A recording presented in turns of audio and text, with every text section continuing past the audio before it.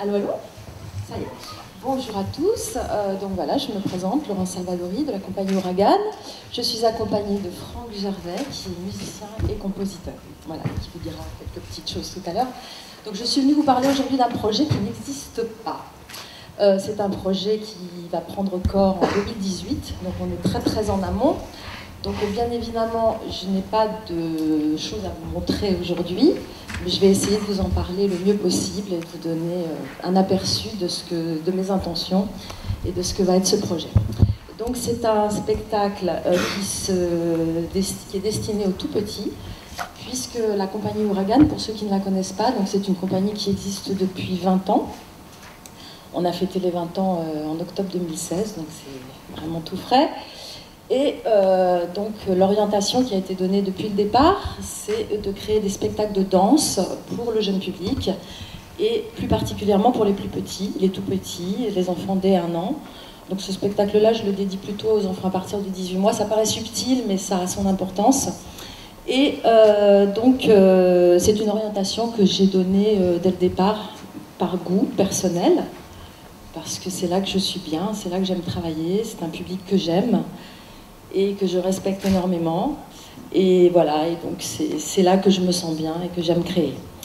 Voilà, donc la compagnie compte à ce jour environ 2500 représentations. On tourne bien. Et donc ce qui m'intéresse aussi, c'est de mélanger la danse avec d'autres formes d'expression. Donc pour ceux qui ne me connaissent pas, on va lancer un petit diaporama là-haut. Voilà, donc vous allez voir défiler un certain nombre de photos qui sont issues des précédentes créations. Donc ce petit coin de ciel que je souhaite créer, donc ce sera la 10e création de la compagnie. Donc je suis l'auteur de 9 d'entre elles, enfin de 8 pour l'instant. Et une des pièces qui tourne encore actuellement, qui s'intitule Pince-moi je rêve, a été créée par une autre chorégraphe qui est associée, Marie-Amélie Pierret, qui est associée à la compagnie. Voilà, donc ce petit coin de ciel, je l'ai également intitulé Fantaisie visuelle et dansée. Et je tiens beaucoup à cette appellation de fantaisie parce que ça fait référence à l'imaginaire et ça donne aussi l'idée d'une certaine liberté et d'une certaine excentricité que l'on s'autorise. Et ça dépeint assez bien l'humeur et l'état d'esprit dans lequel je souhaite travailler pour ce spectacle. Donc voilà, donc je le destine aux enfants de 18 mois à 6 ans, enfin a priori crèche et maternelle, parce que c'est aussi là que j'aime travailler. Bon, tant que le spectacle n'existe pas, on peut imaginer qu'il va aussi peut-être aller au-delà de cet âge-là, mais bon, c'est vraiment l'âge que je souhaite cibler. Donc mon processus de création, il est toujours un petit peu le même. Pour chaque pièce, j'aime bien d'abord créer un univers plastique, donc faire émerger une scénographie, des décors. Donc vous pouvez le voir dans les photos qui défilent, la danse est rarement seule. J'aime bien mélanger les genres et j'aime bien aussi aller explorer des terrains inconnus. Donc je me suis frottée à différentes choses, comme bon, évidemment le théâtre, le cirque, puisque dans un de mes spectacles, il y avait un jongleur, la musique vivante, puisque j'ai travaillé pour Globulus avec un percussionniste, la voix, chanter et parler. Bon, moi-même, je chante un peu, j'aime bien. Donc, dans le dernier spectacle, je manipule des marionnettes également. Et je travaille depuis déjà 2 spectacles, donc là, ce sera la 3e fois avec la vidéo. Donc les ingrédients du futur spectacle, de ce petit coin de ciel, seront la danse, la vidéo et les objets en mouvement. Donc la première étape de travail, ça sera bien évidemment donc, de faire émerger cet univers plastique. Et cette étape, elle aura lieu seulement cet été. Donc je souhaite, donc là pour cette étape, je vais travailler avec Philippe Blanc, donc qui m'accompagne déjà depuis le début, en fait, les débuts de la compagnie. J'aime bien mettre ma patte aussi dans la scénographie. Généralement, on travaille ensemble. Lui, il fabrique. Moi, je réfléchis. J'aime bien aussi, donc sur le dernier spectacle, j'ai fabriqué des marionnettes. Donc là, j'aimerais aussi m'impliquer dans la fabrication des objets. Donc ces objets, j'aimerais qu'on travaille autour des mobiles, autour des objets suspendus. Bien évidemment, la scénographie sera très certainement aérienne, bon, avec une thématique comme celle-là. Et donc j'aimerais aussi que nous étudions ensemble la possibilité de mettre au point un dispositif qui ventile et qui permette aussi la suspension de la matière. J'aimerais aussi attacher une attention particulière au costume et donc imaginer un costume qui serait partie prenante de la scénographie en fait, avec accessoiriser le costume de manière à ce qu'il y ait des parties qui puissent se détacher ou revenir et qu'il y ait un aller-retour comme ça entre la scénographie et le costume. Voilà, et puis bien entendu il va falloir définir des surfaces de projection. Il va falloir définir des matériaux, donc je vais partir plutôt sur des matériaux légers, transparents, textiles, papier, fil de fer. Voilà, donc ça c'est un petit peu toutes les pistes d'exploration que je me suis données sur cette thématique du ciel qui évidemment appelle la verticalité, appelle la suspension, l'élévation, l'envol du corps, de la matière, la transparence, et puis qui nous ramène aussi bien entendu à l'air, à la météo, donc les nuages, les flocons, la brume, les éléments qui vivent dans le ciel, les oiseaux, les insectes volants, pourquoi pas les anges, et également tout ce qui est beaucoup plus loin de nous, les galaxies, les planètes, les astres, les étoiles, le jour, la nuit, enfin voilà. Donc ça, ce sont toutes les pistes qui vont nous permettre de travailler, tant du point de vue de la scénographie que pour la musique, que pour la vidéo, le choix des images, etc. Ce que je voulais vous dire, donc, c'est que la deuxième étape de travail, je l'envisage avec la danseuse, donc Mélisande Carré-Angéli, qui est une danseuse que je connais bien, avec laquelle j'ai déjà fait une création. Je l'ai rencontrée en 2002, donc ça date un peu, mais voilà, elle sortait du Conservatoire national supérieur de Paris, donc c'est une danseuse de très bon niveau, qui danse dans pas mal de compagnies professionnelles et que j'ai eu l'occasion de recroiser dans mon parcours, qui a fait une reprise de rôle pour la compagnie au moment où une danseuse était indisponible pour cause de maternité. Et ça fait un moment qu'elle me demande fais-moi un solo, fais-moi un solo. Donc voilà, le moment est venu. Donc ce solo sera pour elle. Donc c'est quelqu'un que je connais bien, en qui j'ai grande confiance. Et donc j'ose espérer qu'elle donnera le meilleur d'elle-même. Donc la deuxième étape de travail, ça sera vraiment un travail en studio toutes les deux, pour dégager du matériel chorégraphique à partir justement de cet écrin, de cette enveloppe qui aura été créée par l'univers plastique.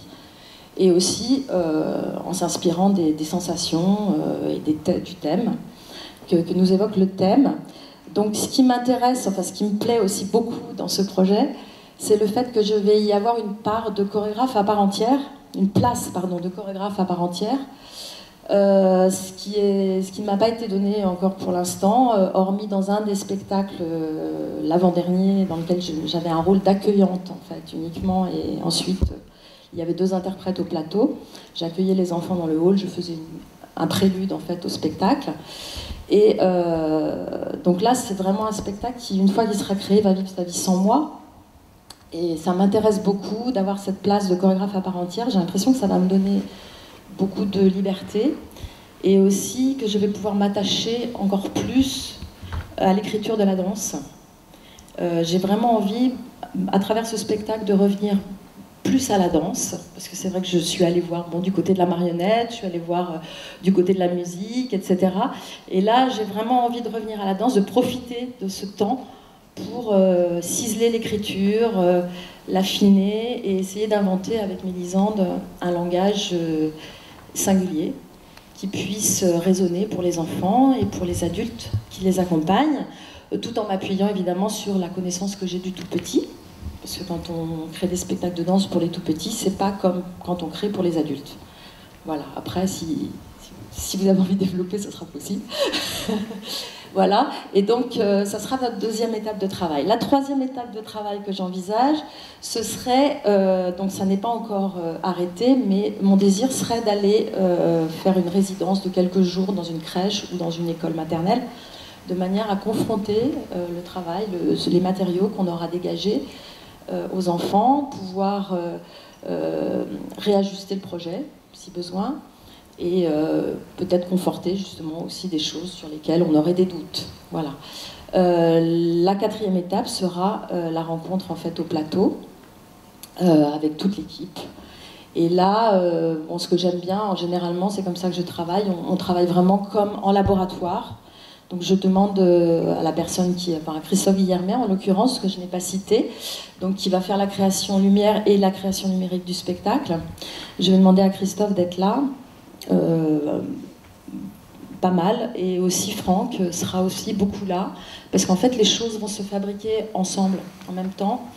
Il ne va pas y avoir une musique qui va venir se coller sur la danse après coup. Les choses se fabriquent vraiment ensemble, et c'est ça qui est intéressant aussi.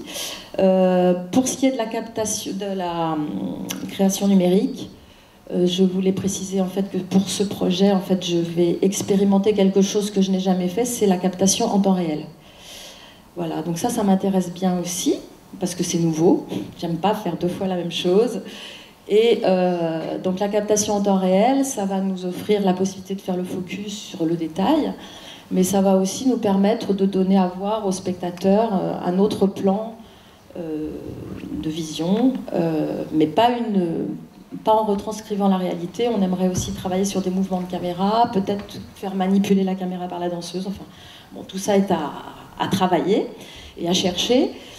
Et donc l'idée, c'est aussi de renvoyer une réalité transformée.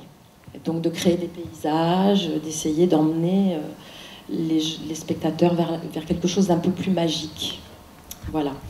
Donc à ce jour, il y a un certain nombre de résidences qui sont calées.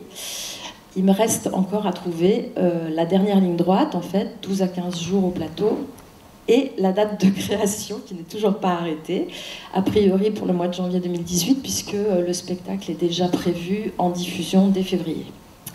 Voilà. Je vais passer la parole à Franck, qui va vous dire ce qu'il a envie de vous dire. Oui, elle est même pas au courant de ce que je vais dire. Alors bonjour d'abord. Alors je sais que vous êtes en train de vous dire, voilà, c'est le deuxième spectacle de danse qu'on voit, et qu'est-ce qu'ils sont bavards. C'est pas un mouvement, rien. Et effectivement, on va rien vous montrer. Mais pour autant, qu'est-ce que je peux vous dire pour vous donner envie, soit de produire, soit d'inviter dans votre programmation, soit de donner votre carte bleue, enfin, que sais-je, pour que le spectacle se fasse. Le travail de Laurence, moi je suis compositeur de musique, donc je travaille avec beaucoup d'autres compagnies, etc. Et je m'accorde toujours, quand Laurence fait une création, je la fais toujours, parce que pour moi c'est mon petit plaisir, parce que c'est le travail avec la petite enfance. Et les spectacles de Laurence, c'est comme si vous ouvriez une petite boîte, un petit écrin, comme ça, et vous rentrez, vous vous accordez une parenthèse de rêve complètement assumée, de poésie, de douceur, où on ouvre des espaces pour les enfants. Alors c'est toujours, elle vous disait, c'est toujours très spécifique, parce qu'on s'adresse à la petite enfance très souvent, etc. Donc il y a un savoir-faire maintenant depuis 20 ans. Mais moi, ce que j'aime aussi, surtout, c'est y voir les parents. Parce que les parents sont là, évidemment, à cet âge-là. Et s'il y a peut-être une raison pour laquelle vous avez intérêt à voir un spectacle de Laurence, c'est pour vivre, vous, ce moment-là, qui est de voir les parents et les enfants vivre cette magie du spectacle, avec les enfants les yeux émerveillés, parce que c'est comme si vous ouvriez ces livres-là, vous savez, les pop-up. On ouvre et puis on tire une petite truc, et puis il se passe toujours quelque chose dans les spectacles de Laurence. On est dans la magie, donc les enfants sont émerveillés par tout ça, avec leur capacité, eux, à lire ce qu'ils ont envie de lire et qu'on n'a absolument pas prévu, évidemment. Et puis, de l'autre côté, il y a les parents qui ont leur bambin entre les genoux, ou qui sont à côté, qui accompagnent, voilà, et qui, eux, vivent le voyage autrement. C'est comme si, pour ce spectacle-là, qui travaille sur l'infiniment grand, l'infiniment petit, sur l'air, c'est comme si vous alliez vous ouvrir une parenthèse personnelle, le temps de ce spectacle-là, pour vous attarder au vent et profiter du moment. Merci Franck. Oui, je voulais juste rajouter une petite chose si j'ai le temps. Oui, je voulais vous parler aussi de l'accueil des tout-petits dans une salle de spectacle. Donc c'est une chose qui m'est très chère et à laquelle j'accorde beaucoup d'importance. Donc j'essaye à chaque fois de trouver une façon d'introduire le spectacle dès le hall. En fait, que les enfants ne soient pas parachutés dans la salle à se demander qu'est-ce que c'est, qu'est-ce qu'on va voir. Déjà leur donner à pressentir quelque chose dès le hall. Et donc c'est pour ça que j'aime bien les inviter, aller les chercher avec un personnage ou avec des objets. Ou avec... Voilà, donc ça va être aussi une réflexion qu'on va avoir avec Mélisande, je l'espère dans le temps de résidence dans un lieu de vie des tout-petits. Voilà, réfléchir à comment on va pouvoir amener le public dans la salle et préparer en fait à ce qu'ils vont voir. Parce que en fait, ils sont souvent surpris du fait qu'on ne parle pas. Ce sont des spectacles sans mots. Faisal l'a dit tout à l'heure. Bon voilà, c'est de la danse, hein, donc généralement c'est vraiment le mouvement qui tire le fil de la narration. Il n'y a pas véritablement d'histoire. Après, la lecture de chacun est très personnelle. C'est plus, on emmène les gens dans un univers, on les emmène quelque part, mais après chacun s'invente sa propre histoire, sa propre lecture du spectacle. Voilà, donc ça c'est un côté auquel je tiens beaucoup. Et donc voilà, alors on a une marraine qui s'appelle Rosine Gamblin, qui est programmatrice jeune public au théâtre d'Ivry, Antoine Vitesse, et qui malheureusement est attaquée par un méchant virus. Donc elle m'a prévenue hier soir et elle m'a confirmé ce matin qu'elle ne serait pas là. Et du coup, nous avons eu la chance de croiser Jérôme Costeplane, donc, qui est directeur du théâtre de Chartres, qui nous connaît très bien puisqu'il nous a accueillis sur la dernière création. Si ça se trouve, les poissons sont très drôles. Il nous a coproduit aussi. Et là, il est engagé dans le préachat sur ce projet. Donc je lui ai demandé de prendre la place de Rosine et de dire quelques mots sur nous puisqu'il nous connaît très bien. Merci, bonjour. Donc Jérôme Costeplane, je dirige le théâtre de Chartres. Mais alors moi je pensais que j'allais être dans le confort de la salle cet après-midi, tranquille, à découvrir de belles propositions. Et puis là on me met sur le grill. C'est une longue histoire en fait, elle remonte à plus loin que ça, avec Laurence depuis Ni vu ni connu. Voilà, depuis Cognac, effectivement. Et ce que tu disais, je me suis dit, mince, il m'a pris tous ces sentiments qui arrivent avec... Ah, mais je m'en doute. C'est effectivement, moi, chaque année, maintenant, dès que Laurence arrive avec un nouveau projet, je dis tout de suite oui. Ensuite, on parle du projet. C'est une histoire de fidélité, c'est moi aussi ma parenthèse, c'est-à-dire que c'est un moment où je me dis, je vais l'avoir dans ma saison, je vais avoir un moment partagé avec une artiste, partagé avec mon public, avec le public, partagé avec nos acteurs culturels aussi, de la petite enfance, parce que ce dont elle n'a pas trop parlé, c'est toutes les actions menées autour de la petite enfance qui nous permettent de travailler sur la durée. Donc si tu ne trouves pas de crèche, moi, avec grand plaisir, je t'accueillerai. C'est avec plaisir aussi que je te coproduirai sur ce spectacle-là, hein, et que je préachèterai. Mais voilà, c'est une parenthèse de poésie, comme tu le disais très justement. C'est... quelque chose qui parle effectivement aux tout petits 18 mois. Alors moi, avant d'être parent, j'avais un étrange sentiment vis-à-vis de ces propositions pour les tout petits, qui étaient à la fois un intérêt intellectuel, mais je me disais aussi effectivement, est-ce que quelque chose se passe? Et effectivement, ce sont des moments uniques. Ça marche ou ça marche pas. Parfois, ça ne marche pas, effectivement, mais quand ça marche, on a... un moment d'une douceur, d'une poésie, d'une sensibilité extraordinaire, et Laurence arrive à ménager ce moment, préparé dans l'esprit des enfants et de ceux qui les accompagnent, parce que parfois l'élément perturbateur est plus celui qui accompagne que l'enfant dans ses propositions, et on arrive à un ensemble qui est d'une merveilleuse cohérence pour nous, porteurs de projets, pour un ensemble, et ça fait que, par exemple, le théâtre de Chartres fait depuis de nombreuses années, mon prédécesseur avait lancé ça, et ça marche très très bien, énormément de propositions pour les tout-petits, et nous, nos tout-petits, à Chartres, ont vu en moyenne 2 spectacles par an, sur un cursus en petite enfance, 6 spectacles, en maternelle, enfin avant d'arriver en maternelle. Et ça nous donne une vraie énergie pour travailler avec de nouveaux acteurs, trouver de nouvelles pistes. Et c'est ce que j'aimerais vous dire, programmateurs, coproducteurs éventuels, artistes qui ne connaissaient pas Laurence. C'est une compagnie à laquelle on s'attache. Et moi, dans la fidélité, contrairement au projet d'avant, j'ai pas trop envie de parenthèses longues avec toi. J'espère que tu vas trouver effectivement de nouvelles pistes. Hein. C'est une déclaration d'amour, mais écoute, quand on suit quelqu'un aussi longuement, c'est quand même quelque chose de particulier. J'ai pas la moindre inquiétude quand je lance un projet, même quand Laurence me dit je change, je passe à la marionnette, je passe à la vidéo, je passe à toutes les autres propositions qu'elle pourrait imaginer. Je n'ai jamais d'inquiétude.